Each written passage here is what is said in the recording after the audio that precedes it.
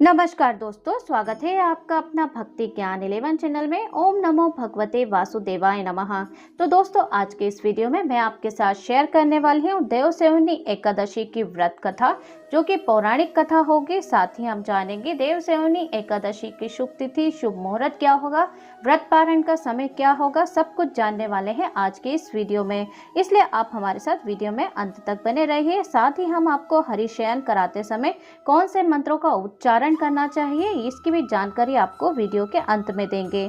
तो आषाढ़ मास शुक्ल पक्ष की एकादशी को देवसेवनी एकादशी, विष्णु शयनी एकादशी, हरिशयनी एकादशी और पद्मा एकादशी के नाम से जाना जाता है। यह व्रत भगवान विष्णु को बहुत ही अधिक प्रिय होता है।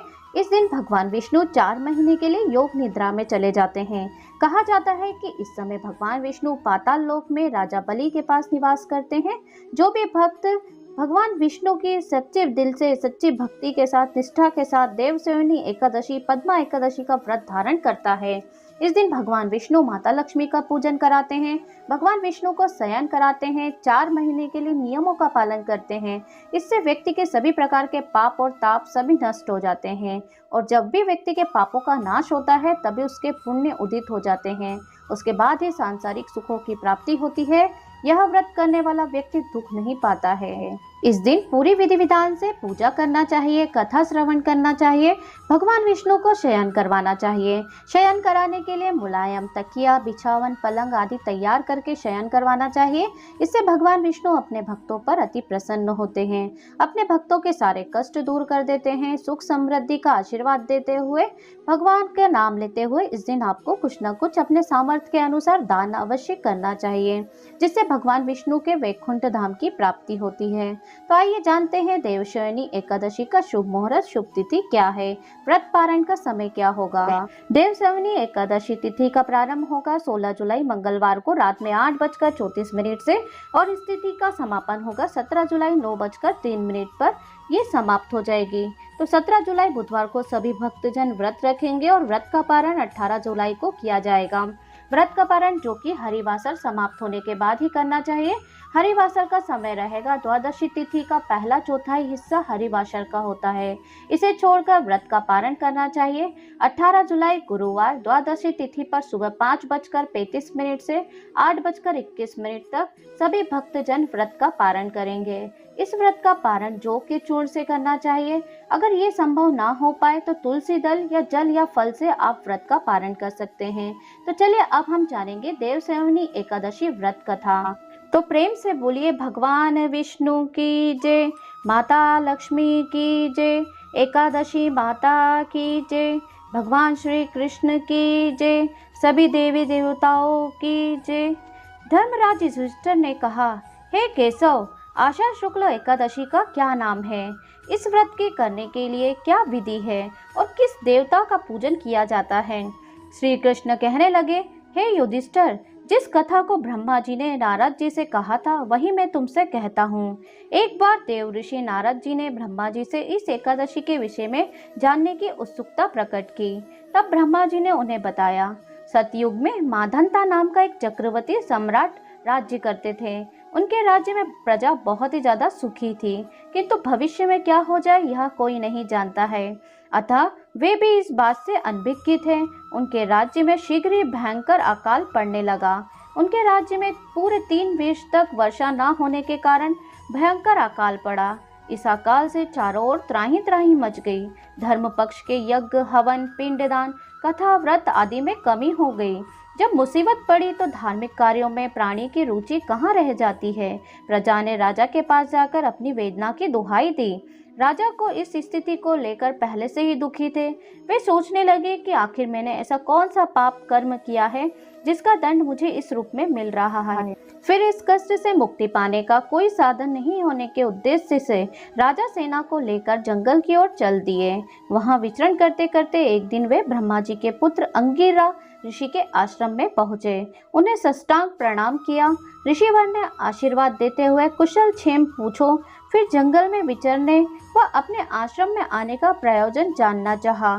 तब राजा ने हाथ जोड़कर कहा, महात्मन, सभी प्रकार से धर्म का पालन करता हूँ मैं। अपने राज्य में दुर्भिक्ष का दृश्य देख रहा हूँ। आखिर किस कारण से ऐसा हो रहा है, कृपया इसका समाधान करें। यह सुनकर महर्षि अंगिरा ने कहा, राजन, सब युगों में उत्तम यह सतयुग है। इसमें छोटे से छोटे पाप का भी बड़ा भयंकर दंड मिलता है। इससे धर्म अपने चारों चरण में व्याप्त रहता है। ब्राह्मण के अतिरिक्त किसी अन्य जाति को तप करने का अधिकार नहीं है, जबकि आपके राज्य में एक शुद्ध तपस्या कर रहा है। यही कारण है कि आपके राज्य में वर्षा नहीं हो रही है। जब तक वह काल को प्राप्त नहीं होगा, तब तक दुर्भिक्ष शांत नहीं होगा। दुर्भिक्ष की शांति उसे मारने से ही संभव है। किंतु राजा का हृदय एक नर अपराध शुद्ध तपस्वी का समन करने को तैयार नहीं था। उन्होंने कहा, हे देव, मैं उस निर अपराध को मार कैसे दूं? यह मेरा मन नहीं स्वीकार कर रहा है। कृपा करके आप कोई और उपाय बताइए। महर्षि अंगिरा ने बताया, आषाढ़ माह के शुक्ल पक्ष की एकादशी का व्रत करें। इस व्रत के प्रभाव से अवश्य वर्षा होगी। राजा अपने राज्य की राजधानी लौट गए और चारों वर्णों सहित पद्मा एकादशी का व्रत विधि पूर्वक संपन्न किया। इस व्रत के प्रभाव से उनके राज्य में मूसलाधार बारिश हुई और पूरा राज्य धन्य धान से परिपूर्ण हो गया। ब्रह्मा वैवर्त पुराण में देवसेनी एकादशी के विशेष महात्म्य का वर्णन बताया गया है। इस व्रत से प्राणी की समस्त मनोकामनाएं पूर्ण होती हैं। इसलिए इस व्रत को सभी मनुष्यों को करना चाहिए। यह व्रत मुक्ति को प्रदान करने वाला होता है एवं अत्यंत ही शुभ फल देने वाला होता है। इसको पढ़ने और सुनने मात्र से ही घोर से घोर दुष्ट पाप नष्ट हो जाता है। तो बोलिए प्रेम से भगवान विष्णु की जय, माता लक्ष्मी की जय, एकादशी माता की जय, भगवान श्री कृष्ण की जय, सर्व देवी देवताओं की जय। इस प्रकार से जो भी भक्त देवसेनी एकादशी के व्रत को पूरी विधि विधान से करता है तो उनके सारे पाप नष्ट हो जाते हैं। जो व्रत रखने वाले हैं उन्हें सभी दशमी तिथि से ही व्रत के नियमों का पालन करना चाहिए। सूर्यास्त के बाद ही आपको भोजन कर लेना चाहिए। उस दिन चावल ग्रहण नहीं करना चाहिए, शुद्ध सात्विक भोजन ग्रहण करना चाहिए। दशमी तिथि को ब्रह्मचर्य का पालन करते हुए भगवान विष्णु के नाम का स्मरण करते हुए सोना चाहिए और एकादशी पर सूर्योदय से पहले उठकर स्नान आदि से निवृत्त होकर व्रत का संकल्प लेकर भगवान विष्णु माता लक्ष्मी की विधि विधान से पूजा आराधना करना चाहिए। उनके मंत्रों का जाप करना चाहिए। श्री हरि को शयन कराने के लिए इस मंत्र को जरूर जाप करिए। साथ ही क्षमा याचना मंत्र का भी आप जाप कर सकते हैं। इस तरीके से भगवान विष्णु माता लक्ष्मी आप पर शीघ्र प्रसन्न होते हैं। उम्मीद है आज का वीडियो आपको पसंद आया होगा। अगर आप हमारे चैनल पे नए हैं तो चैनल को सब्सक्राइब कर लीजिए, नोटिफिकेशन बेल को भी ऑन कर लीजिए ताकि जब भी इस तरह का वीडियो अपलोड होगा तो सबसे पहला नोटिफिकेशन आपको मिलेगा। एक यही माध्यम होता है जिससे कि हम आपसे कनेक्ट हो सकते हैं। कमेंट बॉक्स में आप हमारे श्री हरि नारायण या ओम नमो भगवते वासुदेवाय नमः जरूर लिख दीजिए। तो मैं अब आपसे विदा लेती हूँ। अगले वीडियो के साथ आपको मिलती हूँ। फैमिली फ्रेंड रिश्तेदारों को भी ये वीडियो शेयर कर दीजिए। मिलते हैं नेक्स्ट वीडियो में, तब तक के लिए जय श्री।